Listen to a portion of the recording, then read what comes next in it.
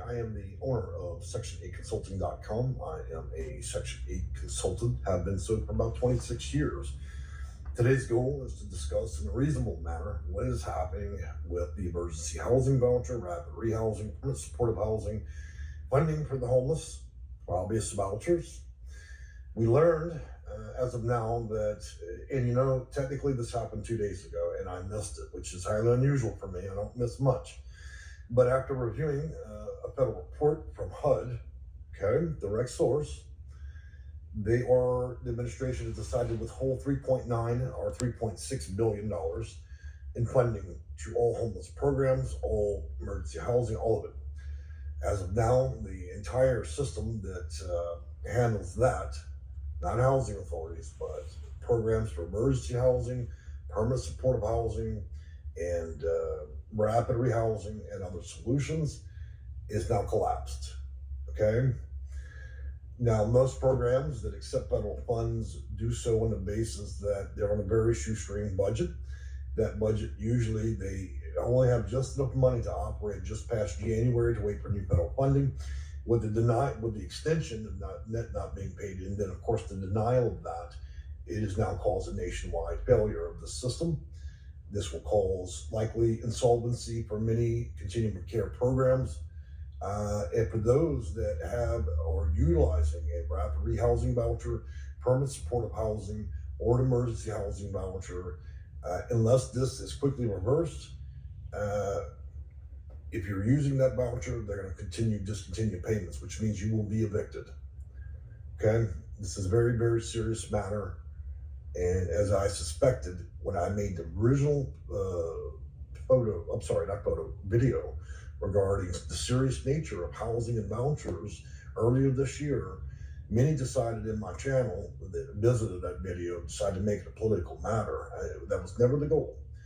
And so they said, oh, he's just full of shit, blowing smoke up everybody's ass. But here we are. Look, I am not an entertainer. I've been doing this a very long time. I'm a very notable reputation. I'm probably one of the most well-known Section 8 consultants in the nation. I don't blow smoke up anybody's ass. But I'm telling you, when I tell you that the system is failing, it's failing. Okay? It's not a joke. It's not about whether people are Republicans or Democrats or whether you like Mr. Trump or not. It's about what is happening. And as of now, unless they issue that funding, we're looking at an additional 180,000 people around the nation will become homeless with no solution in place. None. Zero. This will cause roughly 60 to 80,000 evictions and a tidal wave of problems. Now that we've heard the scary part, let's hear what potential solutions could be in place. Now, I know that with Mr. Trump, he often will leverage things in order to get other things, okay? So this may be a methodology for this administration to pause or delay this in order to get other cooperation or other things. We don't know, okay? I don't object or agree with anything. I don't vote for people, so I'm just suggesting that this could be motivated by, achieving another goal. I don't know. To be frank with you, I'm a consultant, not a political analyst. But right now, the emergency housing voucher, rapid rehousing, permanent supportive housing are no more. Okay, that is the end of it. Beyond that, secondary issues in play are those that have it will likely, eventually, if the funding is not reinstated, they'll cut off funding to you as well. Whatever's out there whatever they have been funding personally through the agencies that administrate these type of vouchers and programs will continue likely to pay. Some of them will. Some will decide to just close their doors. But as of now, the fallout is rather big. Now, in the spectrum of looking at emergency housing voucher and continuum of care programs, and then looking at vouchers and the housing authority, they're two different things, obviously. This really represents about 10 to 15% of the market, okay? So when I say that 1/3 of the system has failed, I mean that 1/3 of what is considered to be a bigger issue. So this is, in my approximation, if we look at all vouchers issued or federally subsidized, this would be a failure of roughly 15%, okay? If this is going to happen, and this has happened, and that money, 3.9 billion, is being withheld, which it is, then it's only a matter of time before we may have to look at what's going to happen with the housing choice vouchers. Those of you on Section 811, those of you that are looking at Section 202, BAWA, HOPWA, and many other programs, we don't know. It's not a reason to panic. You know, every administration has the right to make cuts. Every administration has the right to pause things. Let's just see, okay? But as of now, you can consider that each additional day that this funding is not delivered to these agencies, the quicker they're going to become insolvent, and the quicker we're not going to replace them. Now, if this goes on for a couple of months and then gets reinstated, we'll probably lose roughly a third to one half of all agencies that could even administrate the program. Okay, many more have already closed their doors, and there probably is not going to be new action. So as of now, I'm going to suggest that the only thing available to most Americans left in the federal system is going to be the housing choice voucher through the housing authority, project-based housing, and subsidies through private landlords. All homeless programs are now closed. That is the end of it until they decide to do something. It's not necessary to panic. There are other ways and other solutions out there available to people, okay? So I don't want anybody to panic. I don't want you to get scared and other things. I'm just suggesting that we need to face this, you know, as a country and as a people, one person, one people, and look at what our options and solutions are, okay? If you're out there and you're looking at being affected by this or the inability to get this emergency housing voucher and things, then we need to look closely at what all the other options are. To do so, for many of you, I'd probably have to open up a case on you and then look at what your case entails, whether or not you have a preferential enough case to actually meet the federal standards to be able to get vouchers. And that's all if there aren't any further cuts or other damage to the system. At the current pace and the rapid pace that things are moving, I would say that not only is HUD in housing and vouchers at risk, many other federal agencies are at risk too.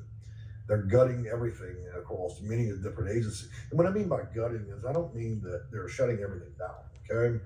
What I mean is they're cutting anything they believe that would be extra or not essential.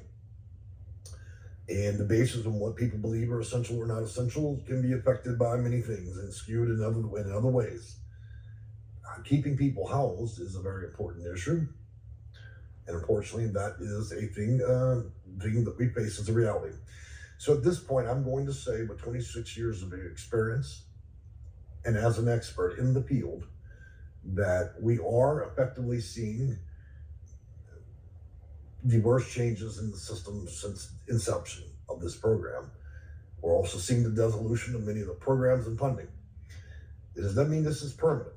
It just means that this circumstance, we face a very, very difficult challenge.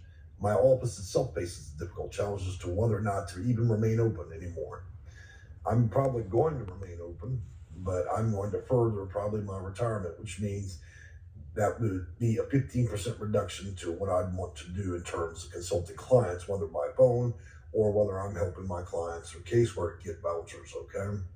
Whatever decisions you're going to make in terms of vouchers, housing, and so on, you better do it now. This is my second of 3 warnings I'm going to get. Whatever you're going to do, you better do it now.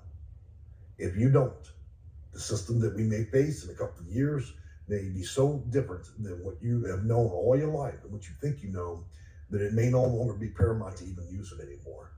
The system could fail. This whole thing could be going away.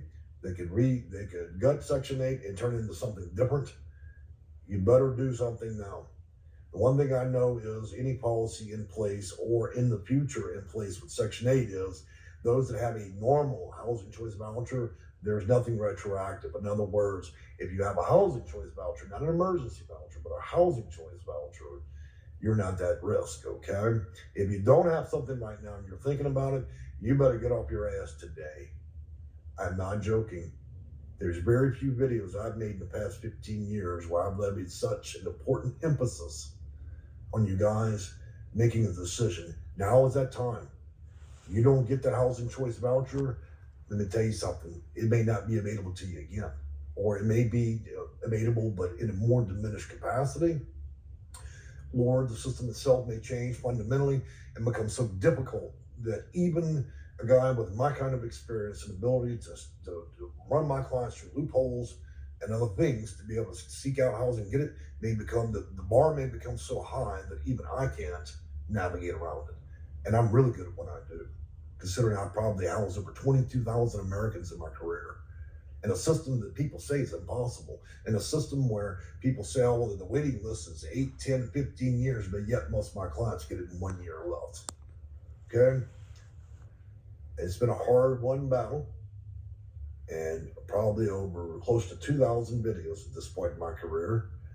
And we're starting to see, again, we're starting to see the dissolution of the system, which means we all knew it was coming. Well, there's always an end to every party. The party can't go on for long. I'm not suggesting receiving a voucher or having one's a party or a game. I'm just saying that I'm appealing to all of you as a human. If you really need this, you better do something now. If you can't get it where you are, then you look at all your options, regardless of whether you got friends or family in another place. You look at all your options. We live in a time and era where inflation, with wealthy control housing, and they artificially inflate markets. They create rents that are unsustainable, and they no longer consider anybody that doesn't draw a large income as important. If you don't want to be relegated as trash, a dog living in a cardboard box, you better think twice. The U.S. government doesn't always care what happens. It only cares when you work and when you're paying tax. It doesn't care anymore when you're retired. It doesn't care when life happens and you may lose everything and just need a little bit of help. It no longer cares about that. It cares about those that can pay into the system at present. The minute you can't do that, you're no longer anything to these people. I've warned you people about these governments. A lot of you guys want to support all these politicians and Democrats, Republicans, and independents. It's all fine and dandy till you don't have a job. And then you no longer need to worry about whether you're on one side or the other. You'll just be trash to these people. And they're not going to fund a fucking thing to save your ass.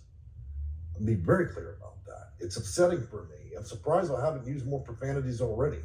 To be honest, I've got a lot of choice words in my mind. I love to share in this video right now about what I think of all this. But I'm just simply not going to fall to those depraved levels. We're in serious trouble. We all are. But that's okay. Many of you have already dealt with adversity. You've already dealt with the nasty hunt for a voucher. Then you receive that gift. And then you deal with the bullshit at the housing authority, the people with attitude there. And then when you get it, they want to screw you out of it over a rule. Or you deal with a landlord that turns into the devil. I've seen all this shit play out. It's almost like a prison sentence, even when you get it. I've tried to fight for the rights of people that are disabled, disadvantaged, that are up in age, seniors, defend people against these wolves, to make them accountable under federal oversight. But now that they've taken half of all of HUD employees and given them their walking papers, there isn't anything left to fight for. We don't even have defenders left. It's disgusting, really. I watched my mother languish in my own house. She passed away 2 months ago. And I thought to myself, I'm even struggling to help my own mother. Almost 70 years old. I'm one of the most probably renowned in terms of, and well-known consultants in the country, and I'm struggling to help my own mother. How is that even fucking possible? We can thank the wondrous gifts of the U.S. government fucking it all up. Is this what we're all going to work for? So we can be treated like trash? We got to make better decisions as Americans. We got to stop all this shit picking one color or another, blue or red. We just got to think about what it means to be a human and decide to make decisions that are going to support all people, not just some people. This is what kindergartners do. They fight over fucking treats. So I'm appealing to you guys. Remain calm. Be prepared to fight if you need to get something. Don't throw your hands up. I've seen this system deliver so much misery to people. You can look in my eyes, you can see the rings in my eyes. I've seen it do it. I've done this so long that it's affected me. You don't think in your own mind when I sit there and a 94-year-old woman sleeping in her fucking car and she calls my office in tears, worked all her life, and she's now treated like trash. Thank your fucking government for that. I'm going to wrap this up before I really say something I'm going to regret in this video, but I tell you what, we're just dropping to the level of depravity that even, we're talking about make America being great, come here and become something, and we're going to be the shining light of all the planet, but we're not. We're not. We're deciding on the basis of color and race who gets and who don't. We're deciding on the basis of disability and being a senior, whether anybody fucking gets anything. And if you don't have the God rod and you're not sitting in Congress up there with all those cigar smoking motherfuckers, then you know what? You may not get anything. You get left in the dirt. I have had enough. Oh my God, I've had enough. All right, well, I apologize for using that last word. That was certainly not professional on my part, but I got to be honest with you. My blood is boiling this morning, and it's making my job even harder just to help people. I'm going to give a few of you a warning. If you come into this channel or into this video and you make any political comments, you're out there. Okay, I don't have time for it. I'm not going to answer that stuff. And let me tell you something. The mighty have fallen before. Those that like to throw a rock in a glass house will always break their own window. Many of you, I watched through the pandemic, and you had